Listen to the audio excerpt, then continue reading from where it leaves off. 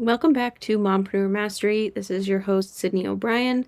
Today we're going to switch gears from talking about Instagram strategy to email because let's be real, you're sending emails as you should be, but are they actually making you sales and saving you time? If not, they should be. So today I brought on Emilee Lopez, an email tech and automation specialist and a mom of 3 under 5, to break it all down for you. She gets what it means to juggle marketing and motherhood and how to set up systems that work when you can't or when you just don't want to. So if you want your emails to run in the background while you hang out with your kids, this episode is a must listen. Let's get into it. Welcome to Mompreneur Mastery, where we build businesses, raise families, and skip the hustle that doesn't actually help. I'm Sydney O'Brien, certified Instagram strategist, mom of 3, and your no-fluff guide to making more sales with content that's strategic, simple, and you can actually make in the small mom cracks of your day. Because Instagram shouldn't feel like a full-time job you're not getting paid for. If you're ready to stop posting just to stay visible and start sharing content that actually converts to sales and gets you clients, you're in the right place. Before we get into email, you have 3 kids under 5, is that right? Yes. So I was there. Mine are now just about 5, 6, and newly turned 8. So I lived that life. How are you doing? Because that is like not for the weak. I'm exhausted, honestly. I mean, I have a 4-year-old, a 2-year-old, and then a 6-month-old. Yeah. Luckily, my 4-year-old is a napper. I hear a lot of people say that like their kids grow out of naps by like 2, 3, but like my 4-year-old, he's almost 5 and he's going strong. So That's amazing. he loves his midday nap, and if he doesn't get it, he's kind of a little mini terror. So naps are key for us here. Yeah, that's amazing. My kids all grew out of naps at like 3 years old, and it was the saddest thing, especially when they're so close together and you can time it so like more than one kid naps at the same time. That was Yeah. always the best. That's how I generally have it. Like right now, she's Yeah. supposed to be asleep, but she wanted to be here for the party, I guess. Yeah, she's so interested. She has FOMO, so Yeah, understandable. Honestly, I get it. She's so cute. thank you. But yeah, so I work in like little pockets of time. So that's how I do it. Yeah, I feel like I'm the same. I always have like the best plans for time blocking and finding things to work, but it never works out the way I plan it will. So you just kind of do what you can when you can. Yes, definitely have to be like flexible. I was trying to think of a word, but flexible would be like a really good word because it's just, you never know. Like, are they going to be awake? Is there going to be a fight today? My 2 older ones are boys, so they're always fighting. There's always someone hitting someone else. You just got to play with it. Yeah, that sounds a lot like my house. And I know you said you also love hockey. Who is your hockey team? The Colorado Avalanche. Okay. We love them. We are in North Yeah. Carolina right now, but we're moving back to Colorado in a couple months. Oh. So my son is actually doing the first school program with the Carolina Hurricanes. So, Oh, that's so cool. yeah, so we just got all of his hockey gear in and we need to go get his skates sharpened. But starting next month, he'll have hockey camp every Sunday and he'll learn how to play hockey. And I'm really excited because he has custom gear. It's great. But the Colorado Avalanche is my team. I was really hoping the Oilers would win the Stanley Cup this year, but turned out the Panthers won it again, unfortunately. But it is. Yeah. That's really cool. I've been to a Hurricanes game once, but it was because I was living in South Carolina at the time because they were playing the Bruins, which is my team because I'm from New England. Okay. But yeah. Yeah, just so you know, I found out today there's talks that Jeremy Swayman is going to the Oilers. Just saying. Oh, really? Yeah. I hadn't heard that. Oh, we keep up with all things hockey. We play fantasy hockey. Like, hockey is a big thing in our household. Really? Yes. I feel like I was much more into it like before I had kids. And then because I was the only one, like my husband is not a hockey person. And then like all of my hobbies just kind of magically disappeared. Yeah, that's what happens with kids. Yeah. But then you get to bring them back, which is the nice part. Yeah. Yeah. Slowly working on that. Mhm. Now, can you tell us a little bit about how you got started in your business? Yeah, so it was by accident. Well, the business wasn't an accident. That was very intentional, but the emailing part was a big accident. I started as a VA. When I was pregnant with my oldest, I ended up on bed rest. So I got let go from my job because of the bed rest. My son was trying to escape from me. So I had a couple surgeries to keep him in. And so even though it was a desk job, I couldn't go in physically. So they said, hasta la bye bye. And so realized I needed to find a way to make money from home. And I heard of virtual assisting. So I started doing that. I took a couple courses, kind of fumbled my way through it. And it wasn't until I landed a coaching client. She's an art coach. And she had me working in her emails, kind of. I was doing a lot of data analytic work for her because that is my love. If I could live in a spreadsheet, I would. I love data so much. But she had me working inside her platform. It was called ConvertKit at the time. Most people know it as Kit now. But I was working in it and I just loved seeing how like one little thing, like changing the automation to delay an extra day or changing a subject line or the wording or where the button is on the email, like those little changes could completely change like how well she got sales that week. And so we got to play with that week to week and I just fell in love with it. And I was like, I want to do this all the time. So that's what kind of started the whole emailing with Emilee's because a lot of people think of email marketing as only the copy and they totally forget about the tech side.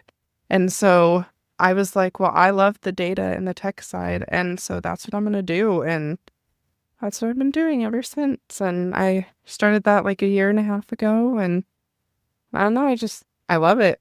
It's all data and techie and complicated funnels. Complicated funnels are my favorite, let me tell you that. I just love the way that like automations can run. And the client I literally just did work for on like Monday was when I finished her project. She was like, sorry, that was so complicated. I was like, do not be. I loved that. I loved every single second. Yeah. What is one thing people always assume about email marketing that drives you just bonkers? That it will just automatically work. Like it'll convert people because email marketing does have like the highest ROI of like any type of platform that you're trying to sell on, like social media versus email. People always tell you that like email, like you spend $1 on it and you're probably going to get $40 in return. That's the average. And a lot of people assume as soon as they get on email marketing and they start sending out their like little emails, it's just going to work. And it's not. You have to have the tech that backs it up and you have to have a strategy that backs up that tech. Because if you don't, then you're still just shouting into the void, just like social media. Just like on social media, you need a strategy. Email needs a strategy too. It is not just easy. Let me just send out my fun little newsletter every week. It's not.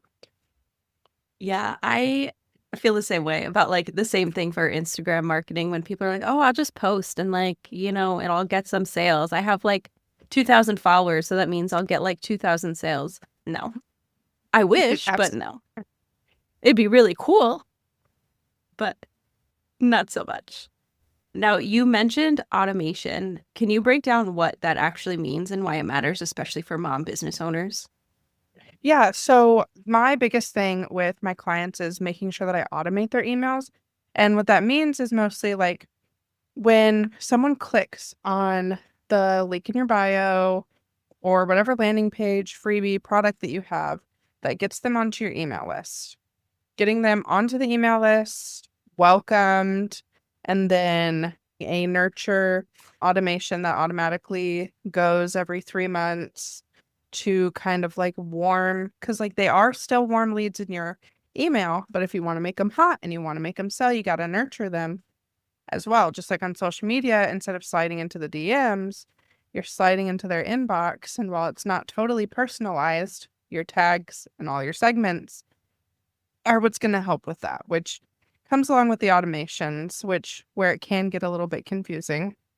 But having those automations running where they just automatically send out these emails that are like pre-written, pre-ready to go, organized for the right people, having that just like send automatically will allow you to just do what my favorite thing to do is at the beginning of the month, I bulk write out my emails for the rest of the month, and then I don't have to worry about my email list.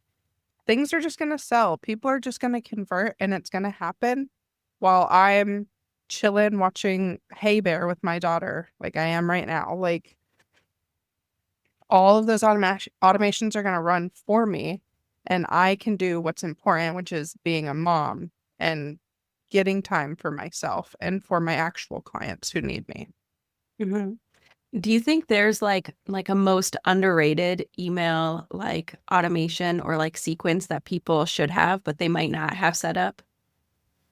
It's kind of a toss up between the nurture and the re-engagement sequence, because a lot of people are like, pretty much everyone's got a welcome sequence semi figured out. I think you can get a little bit more in depth with it, but that's a thing that I do for my clients. But the nurture sequence, people are like, oh, well, they're getting nurtured by the broadcasts that I'm sending out. So when I do a sales push, like that was enough. Like, no, like there's a little bit more that goes into nurturing someone for a sales push versus just nurturing someone to stay on your list and just keep you in mind. And then the re-engagement sequence, when you have cold subscribers on your list, depending on the platform that you're using, you could be paying for absolute dead weight that doesn't need to be on your list. And then also it's hurting your rates and your conversion rates. It could cause you to start going into spam filters if you have a cold enough list. Like not having a re-engagement sequence can totally actually hurt your list and hurt the way that your emails perform, because all of these email providers that you're sending to, like Gmail, Yahoo, they're like, oh, people don't really open this person's emails. They're probably spam. They're probably solicitors. Like, I don't want to push this to my customers because Gmail wants to keep people on Gmail and Yahoo wants to keep people on Yahoo. So they filter out what they believe are spam. And if your list is cold enough, you're going to start entering that. So if you don't have a re-engagement sequence, I literally just set one up today for someone that as soon as somebody enters cold status, they go right into that automation. And if they make it to the end of the automation and they're still cold, they go into a little folder called, or a little tag called delete. And once a week, once a month, that client can go into there and just hit the select all and delete button, because obviously they didn't get re-engaged. They need to be out of here. If they really want to hear from you, they'll resubscribe. That's the big thing that people don't get. They're like, oh, but I don't want to kick anybody off my list because what if? I'm like, what if? They'll find you again. They'll come join your list again if they really want to be on there. They'll come back when they're ready. But you can't just keep sending to them and expect that one day they're going to be like, oh, I'm going to be warm again. Like, get rid of that way. Yeah, and I love that you mentioned, because like the biggest thing for me, I love running that cold subscriber sequence to like get rid of those people. It's so satisfying to see the number go down and be like, yes, now I don't have to pay for all these people on my list that like Yeah, don't and a lot actually of want to be people, here. They just haven't hit unsubscribe yet, which I feel like is what yeah, happens and most of the time. people are like, oh, but my like amount of subscribers is going down. And it's like, yeah, but you want to go check out how your open rate's going to do on your next fucking Yeah. email? It's going to be like 80%, and you're going to freak out. And you want to know why? Because you don't have all the dead people on there. Yeah, it's just like it's a vanity metric. It doesn't super matter if they're not ever gonna buy. It's like Yeah, Instagram followers. You could have 10, 20,000, but if it's like spam bots or like, your mom's friends that want to be supportive but actually don't care about whatever you're selling, it doesn't matter and it drags down like the rest of your statistics and doesn't actually help you at all. exactly. Yeah, A clean list, a clean, warm list is the best thing for you. love it. What are the biggest signs that someone's email system is actually hurting their sales instead of helping them? Oh man. I'd probably say kind of along the lines of what we've been talking about is if their cold subscriber rate is too high, it's definitely hurting their list because they're going to go into that spam area. Another sign is that their click rate is low. It means either they're like if their open rate is high, but their click rate is low, you have a messaging problem. And at that point, you need to start playing with, is it my subject lines? Is it how often I'm sending? Is it where the button is in my email? Is it the way that I like story tell or the way that I sold this? That's when you have to start playing with, I like to say it's where copywriting and tech merge, is when you're playing around with all of those different things. Because it's not exactly copywriting, because with copywriting you could like say the same thing but write it slightly different. It's the moving of the button, it's how you like make the words look, and the highlight color of like your hyperlink.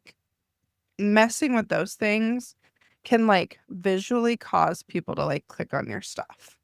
And so when you have a high open rate and a low click rate, you're not converting people. And it has something to do with the interior of like the emails that you're sending out. And that's when I say, okay, let's stop and look and see what your people like. Because the way that I send emails and the way that I position my buttons and my hyperlinks is not going to work for you sending your emails in the way that your buttons and hyperlinks are. You have to know what your audience likes. And if you never play with those and you just keep sitting there hoping and waiting that people start clicking, and you just keep rewording what you're saying differently and it still isn't happening, maybe it's because they're not making it all the way to the end of the email.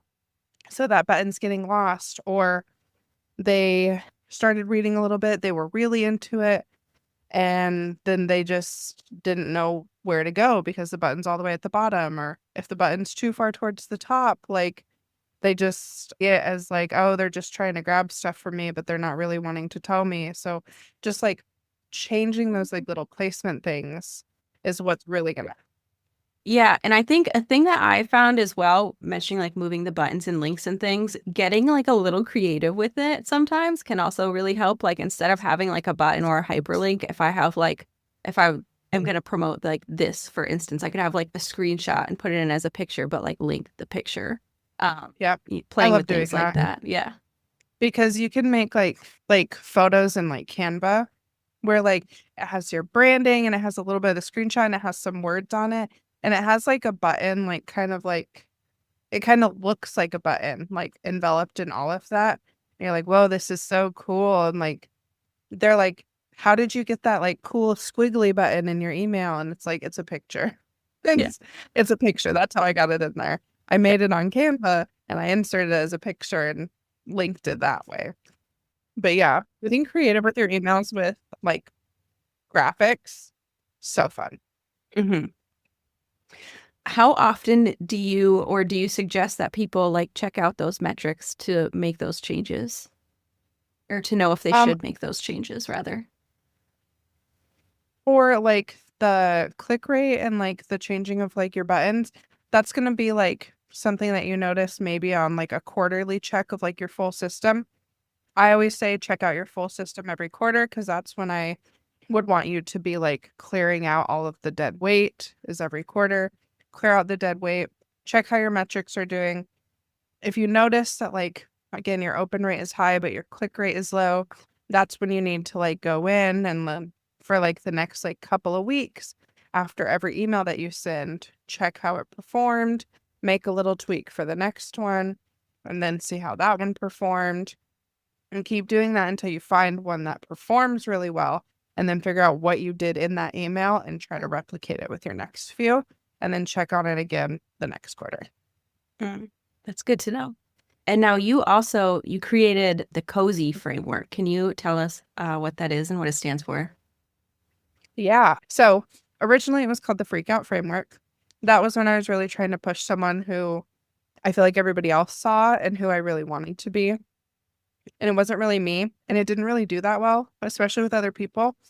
And so it wasn't until I was like, you know what? Like, I am a mom. I'm a person who would rather work from my couch in my pajamas with the TV on, really type of like cozy type person who can work from anywhere, wearing anything, doing whatever. And so I was like, I really want this part of me to come out. So I reworked my framework, and now it's called the Cozy Method, and it stands for connect, organize, zero in, and unify. So essentially, the whole point of it is to create a relationship with your subscriber, which I feel like is what a lot of people are lacking in their email marketing. People always talk about how like, oh, like you want your subscriber to like feel like your subscribers to feel like close to you, but they may not know how to do it. And that's why I created this framework, is because my framework is all about creating that relationship. Because if we start backwards with the Cozy Method, the UFI, you're putting you in your emails. They wanted to hear from you in the first place, make it you. Because now if you're just sending out the like constant sales pushes or just being like really like trying to be professional because it's the email world, don't. My last 2 emails had cuss words in it.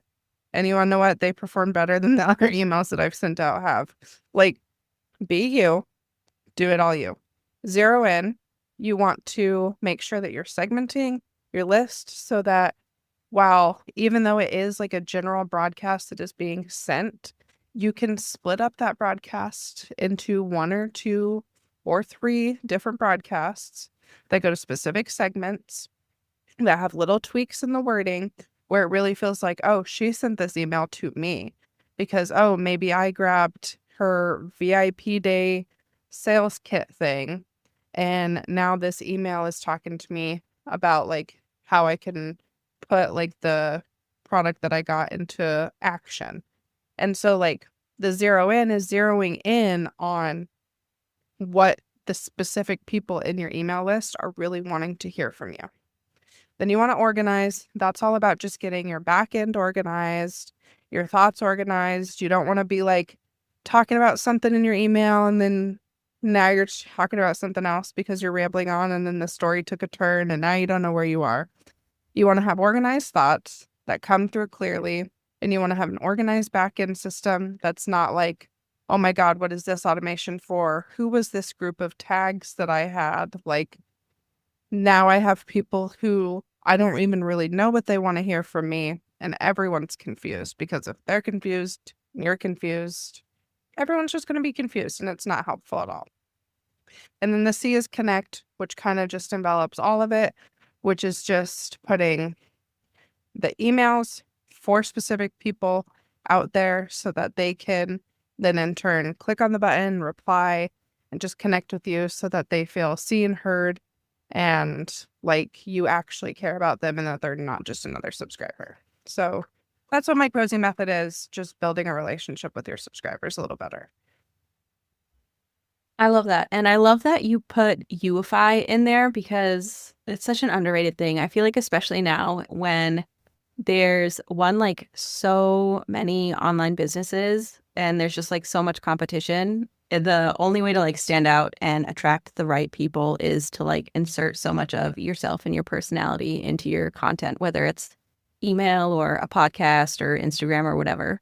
Which I've always been afraid to do because like growing up, I was always told like, like, oh, like quiet down, like stay like blended in and stuff. And I'm like, hell no, like these people clicked on a button because they want to hear from me. So you know what? They're going to hear from me. And that's how it's Yeah. going to be.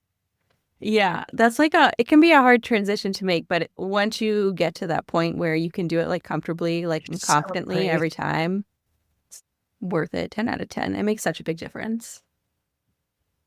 Yeah, it's great. It took me a long time to just like be me, especially even in my emails. And now that I have, I'm like, wow, it's so easy to like write out an email now. It's so easy to write out like a social media post or a Instagram story because Hmm. like I'm just being me. If you want to work with me, work with me. If you don't, don't. There's a lot of Right. other people out there and I know what makes me great. And that's why the clients that I have hire me is because they want me. So I'm going to be me. Yeah. And especially in like a service-based like business where you're usually like working one-on-one with someone, you want to make sure it's a good fit for both of you. Like I don't want to work with a client that doesn't feel comfortable working with me. Like that feels Oh, icky to me too. Like it's not a good experience for anyone. So And again, there are like a ton of other people out there who can do like similar things that would be a better fit for them. So like it's Which perfect. is such a scary thought because you're like, oh, there's so many people out there. Like, why would anybody choose me? And it's like, why would somebody choose you? Figure it out and use that. Yeah. And then talk about it all the time. Exactly. Yep. What is a simple automation almost anyone can and should have set up, even if they feel like having systems in general is really overwhelming? Their welcome sequence. Look, you don't want someone to like click on something, join your list, and then suddenly they're getting a broadcast from you and they're like, who the heck is this? What the heck did I sign up for? Because like I do a lot of bundles. That's where I like to get my subscribers from. If they click on the bundle and they're getting my product and they have no idea who I am because they just found my product in a bundle, I need to tell them who I am because they need to decide if they want to stay there and if they want to be there. Because I'd rather them get rid of themselves before I did. But Yeah. on the other side of that, your welcome sequence is kind of like the biggest thing because what it should do is it should be like, hey, welcome. I'm glad you're here. This is who I am. And then it should tell them about your business, what your offers are. You should set expectations for your email list because, like, if I sign up for a freebie and then suddenly somebody's emailing me every day and I didn't know they were going to be emailing me every day, I'm going to unsubscribe from them real quick because I'm like, I don't want to hear from you that often. If one, I don't know who you are, and two, like, I don't like you enough for that. So, like, the welcome sequence should set expectations and be like, hey, I'm going to email you every day. If you don't want to hear from me every day, like, let me know. Maybe there's like a different segment that person has where they don't send you every day. Who knows? But, or I'm going to email you once a month or once a week. So it should welcome, introduce you and your business, tell them what makes you awesome, and set expectations for how the rest of your email list is going to go. Maybe you hit them with an offer right at the end of your welcome sequence, but that way they kind of get like a nice big overview of who you are, what you do, what you can offer them. And then they'll be like, cool, I want to stay here. I want to hear from this person, or they'll leave. It's basically where you're going to weed out people. And I don't know. It's really easy to set up. It's just a couple emails. There's no like, there is some fancy things you can do with it. That's where I do for my clients, like a lot of like the tagging to really break people into segments like right away. That's something that you can do like later on too. But I really like to help break like subscribers up through the welcome sequence based on what they're clicking and what they're engaging with. But it can be very simple. You can just be like, joins form, go into welcome list, exit automation. It can be that simple. Yeah. And I feel like when you do, because I do this too, like get subscribers from bundles and you're getting like a whole bunch at once, but then also the people who are getting the like gifts from the bundle, they're signing up for so much stuff at the same time and getting like so many emails at the same time. You gotta have something to like stand out and to remember them by. Yes, so I didn't coin this. I want to preface that first before I say this. I learned about the power of the 6-hour email because people are doing those bundles and they're clicking a whole bunch of stuff and they're getting them all right then. Well, my first email in my welcome sequence comes 6 hours after you subscribe to my list. So you get your email from me, like with the freebie right away when you click on it. But then 6 hours later, I'm going to hit you with the, hey, here's who I am. Here's what I do. I'm glad you're here. Like that way it's still fresh enough to where you're like, oh, this is somebody that I just subscribed to. But it's not too late to where everybody else is sending their first email. And it's like, oh my God, I'm getting lost in this whole group of people that's why I also tell people to play with your time delays because like delaying your email by like 6 hours or 12 hours or 18 or 24, like could actually make the difference in like how well your automations do. Because again, if we all had like the same type of time delays and somebody signed up for a whole bunch of emails all at the same time, they're going to be getting all of those emails all at the same time. So you never know how like the difference of like a couple hours and a time delay could totally change how people respond to and open your emails because you're the only one in their inbox at that moment. It's a really good point. Do you think that is something, one of those things that people should be looking at when they do their like quarterly check-ins? Yeah, for sure. Like if you notice that you're like, say you do participate in a bundle and like the bundle automation that you have going um isn't doing too well, like either people aren't opening it or people aren't clicking in it, then you should mess around with those like time delays, button movements. That's why I kind of say that like where your button is, like the hyperlink colors, the subject lines, I wrap those into tech because I also look at those with like time delays and how I structure like an automation versus like how I write the copy. But yeah, I like to say like just with your quarterly check-ins, like very first thing, check your cold subscribers, then go in, check how your open rates and click rates are doing, and then see where like maybe like the lowest click rate or the lowest open rate is and see what went wrong in that spot and try to fix that. Try not to fix everything all of the time because then you're hitting like too many variables and then something will work somewhere and you'll be like, I figured it out. And it's like, okay, but which one worked and why did it work? So like you need to focus on like one at a time. So sometimes like you can go in and check like your metrics monthly instead of quarterly if you have like a couple spots that need worked on. That way you can like focus on one at a time. Mm-hmm. That's such good advice because I feel like the temptation is there to fix like all the things at once, but then when it does work, you're like, I don't know which one I should keep doing. 100%. Now, what advice would you give to a business owner who's stuck in this? I know I should set up like some automations, but I just cannot get started or I don't know where to start.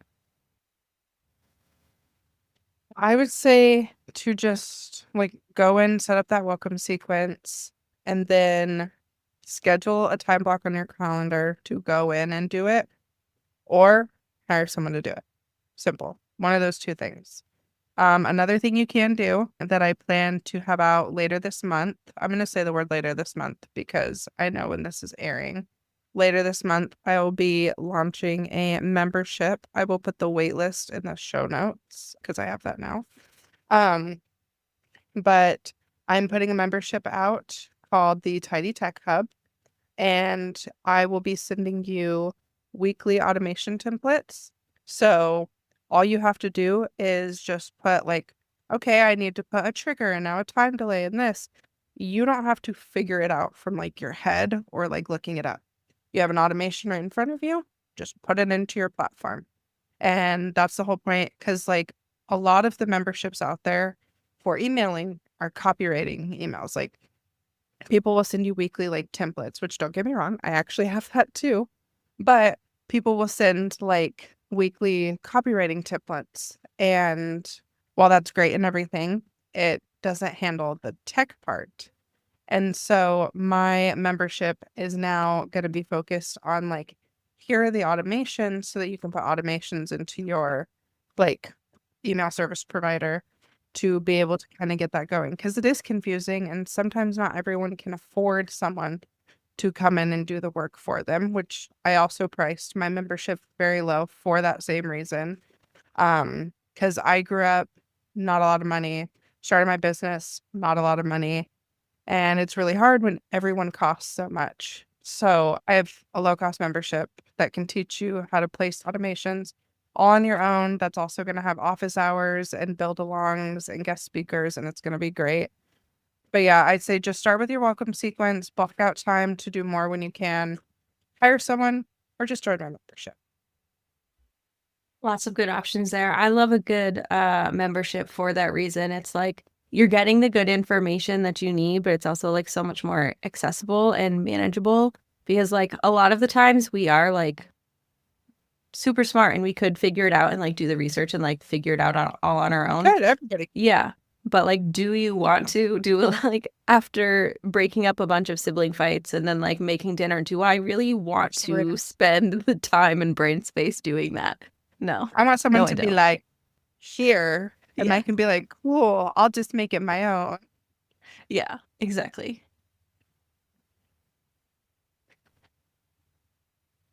You said your membership also has like, was it office hours? Is that right? Yeah, so once a month, I'll have what I call like office hours, where it's just like a live Q&A. People can come in for an hour, ask questions. I'll answer questions. No one really has questions. I'll start talking about some of the templates that get sent out.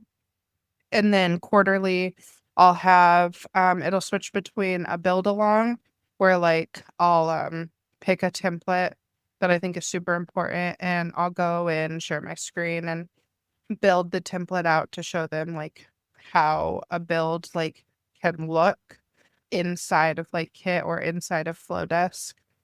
And then the other quarter, so two of the quarters will get a build along and the other two quarters will get like a guest expert. It'll probably be somebody in copywriting for one. And then I haven't picked the other one yet. Valid. I love a good guest expert. You're actually doing a guest training in my membership. I thought I had to have it in this month, and I've been having Oh, like these mini heart attacks. Um, no. that it's due in like 3 days, and I go, it's next month. It's next month because I'm Yeah, trying to you're build the good. membership. I'm trying to Yeah. like finish the membership to like get it launched, and I was like, oh my God, I have to record this too. It's next month. It's next month. Yeah. No worries. You got plenty of time. That would be a I got lot to plenty of do all at one time. oh, Yeah. So I'm glad you realized that was not the case and you do have more time. I also love that you included office hours in your membership. I feel like there's a lot of times where programs will have weekly live calls and things. And like, I don't know if I have questions enough to actually join, but I also don't want to miss out. It's like monthly feels like the good amount of like yeah, because one-on-one like time. you know what time it is and it's coming. I'm also gonna like send out an email to everyone in the membership, like probably like a week beforehand saying like if there's any questions you have and you're not able to make it, because I'll send the replay out. If you have any questions, you're not able to make it, send the questions here. If I have time, I'll answer them. Type thing. Yeah, that's why I have it in my membership too. I do a monthly office hours, but it's through like Voxer. So it's like a little longer because it's not as like live and interactive in that way. But yeah, you get a lot of good questions answered for sure. Yeah. And people have been calling me crazy because I'm only pricing it at $11 a month. But again, we have the Walmart mindset.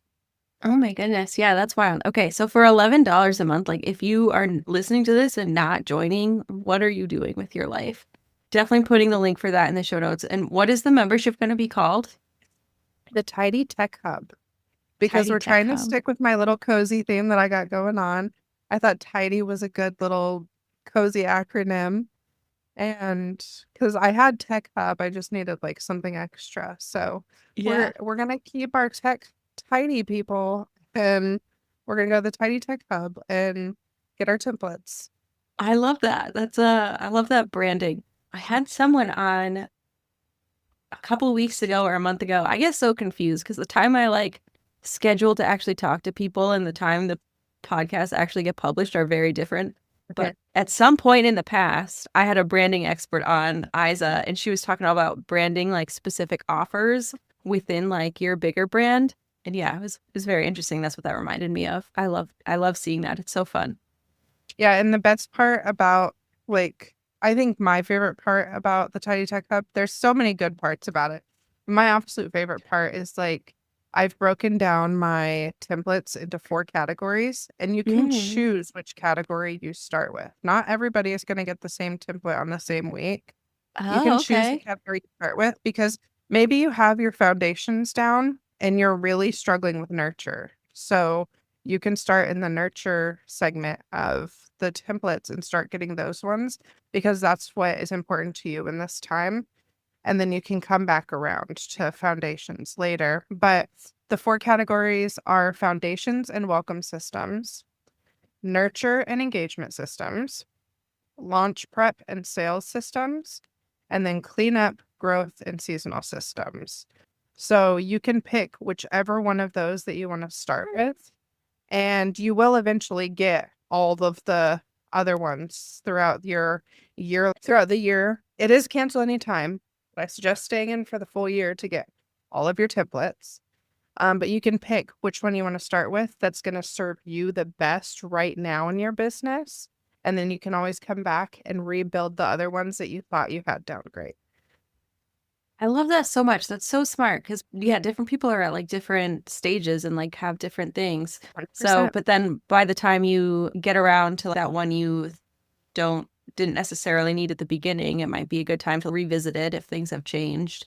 And then you Yeah, have the because like if I template right sent there it to the do same it. to everybody and somebody was like, I already have my welcome and my nurture and my sales. I just need to learn how to do like cleanup and stuff. I don't want them to have to wait for like 39 weeks to Yeah. finally get to the cleanup stage. Like, Right. no, like you can start there. Yeah, I love that so much. Now, I don't feel like I don't know very many memberships that offer that kind of option. So it's like super awesome. I'm trying to be like, wow, just like, oh my God, like look what this person did. So The value, I have yeah. ideas. All the best ideas. So definitely check that out. And then also check out the Cozy Method. There will be a link for that in the show notes. And one last question before we say goodbye. If your inbox could send one message to every mom business owner out there, what would it say? Focus on your kids. Just that. That's a good one. Yeah. Honestly, I don't know. I just finding ways to focus on your kids and be present in their lives to me is more important than anything else that I can do in my business. Like I work in the gaps of time that I have in between my kids, like whether they be napping or asleep, or maybe I put on a movie today. So now I have like a 2-hour time block that I can work. Focus on your kids. They're probably the reason you started your business in the first place. Some things in business can wait. If you prioritize your clients over your kids, your business is probably going to fail. Because if you lose your why, you lose who you are in your business. And then it's all just going to go downhill. Focus on your kids. And then also let things work for you. Set up systems, set up tech. So Because you if can things keep focus on your falling, kids. or you can focus on your kids. Exactly. Yeah. Yeah, that's so true. I feel like it's really nice to be able to work with kids at home, having like the flexibility of it, but it can also be really difficult. So having like those boundaries in place where these two things are like, I mean, as much as you can when you're working in like these minimal margins of the day where they are separate. So you can be like fully present with your kids to like be the amazing badass mom that you are versus like the amazing badass business owner over here. I feel like when I let them kind of, if I'm like playing with my kids, thinking about business or like doing business and like thinking about my kids, I end up resenting my business more. So setting those boundaries so you can be present and focus on your kids and set up those automations so you're able to makes a world of difference in both motherhood and entrepreneurship. Yeah, knowing that I have clients that convert because I nurtured them and sold to them through through my emails, so much easier than having to be like, oh, I need to follow up with this lead and follow up with this person and check on this person. Like my email did that all for me. Yeah, it's just working in the background while I hang out watching Exactly. movies. Perfect. And where can people find you on Instagram? So all three, Instagram, TikTok, and Threads, you can find me at emailing.with.emilee. It's emailing with Emilee with dots in the middle of all of the words. And those are the three main places I hang out. If you do go to TikTok, it's more of a personal TikTok, but I like to keep all of my stuff together. So if you really want to get to know me business-wise, Instagram and Threads is going to be where it's. Perfect. And I will have links for all of the things in the show notes. And thank you so much for coming and talking to me about all things email. Yeah, thanks for having me. Thanks so much for hanging out with me on Mompreneur Mastery. If this episode gave you more clarity or a little boost of confidence, I would love for you to follow the show, leave a review, or share it with a fellow mom building her business on her own terms. And hey, if something really clicked, DM me on Instagram. I am at socially.yours.strategist and tell me the one thing you're doing differently after listening. I love hearing what is landing for you. Until next time, here is to less stress, more sales, and a business that actually fits your life.